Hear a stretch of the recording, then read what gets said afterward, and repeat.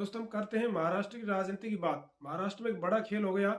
क्या आपने कभी सोचा है, जिस महाराष्ट्र में कभी शिवसेना की तूती बोलती थी, आज वही उद्धव ठाकरे सत्ता से बाहर क्यों हो गए? जिस कांग्रेस ने कभी देश चलाया, वो आज बीजेपी के सामने टिक क्यों नहीं पा रही है? आज हम इसी राजनीति के खेल को आसान भाषा में समझेंगे, इसका विश्लेषण करेंगे। जिस तरह से मुंबई में बीएमसी के चुनाव हुए, महाराष्ट्र में बीएमसी के चुनाव हुए, उद्धव ठाकरे को उठा करके बाहर फेंक दिया गया। इसकी वजह क्या थी दोस्तों? उद्धव ठाकरे की सबसे बड़ी गलती थी अपनी पारंपरिक राजनीति से हट जाना। शिवसेना बनी थी हिंदुत्व के नाम पर। वो हिंदू कट्टरवादी पार्टी जानी जाती थी, लेकिन सत्ता के लिए कांग्रेस एनसीपी के साथ गठबंधन कर लिया। इससे उसका कोर वोटर नाराज हो गया, उसका संगठन कमजोर हो गया, ग्राउंड पर कार्यकर्ता टूट गए और पार्टी अंदर से बिखर गई। इस वजह से आज शिवसेना मुंबई में, महाराष्ट्र में अपनी जो है पकड़ खो चुकी है। वहीं मौका बीजेपी ने पकड़ा और एक नाथ शिंदे के साथ बड़ा खेल कर दिया। और कांग्रेस भी लगातार हार रही थी, कांग्रेस के पास भी कुछ बचा नहीं था। उसकी सबसे बड़ी जो कमजोरी थी कांग्रेस की, उसके चुनाव हारने की, उसके पास लीडरशिप की कमी थी, स्पष्ट विजन नहीं था और जमीनी राजनीति से दूर थी।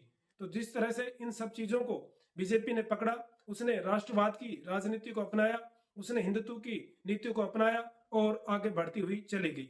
जबकि कांग्रेस पुराने मुद्दों पर अटकी रही, सोशल मीडिया उसका कमजोर था, उसका युवा वोटर उससे कटा हुआ था। और वहीं बीजेपी हर चुनाव को मिशन बनाती है, सोशल मीडिया पर मजबूत पकड़ बनाती है, बूथ लेवल तक की प्लानिंग करती है।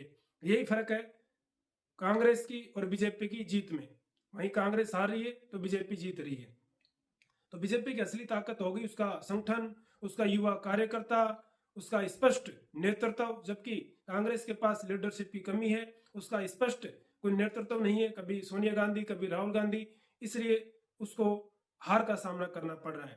वही बीजेपी हर चुनाव को मैनेज करती है, वो चुनाव लड़ती नहीं है, चुनाव मैनेज करती है। इस कारण वो लगातार जीतती हुई आ रही है। तो हम कह सकते हैं कि कहीं ना कहीं बीजेपी की सबसे बड़ी ताकत उसका कार्यकर्ता, मौजूद मजबूत नेतृत्व और उसका संगठन है।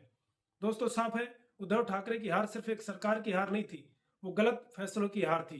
कांग्रेस की हार वो समय के साथ अपने आप को बदल नहीं पाई तो उसको सजा मिली। अब सवाल यह है, क्या विपक्ष खुद को बदलेगा या फिर बीजेपी ऐसे आगे बढ़ती रहेगी?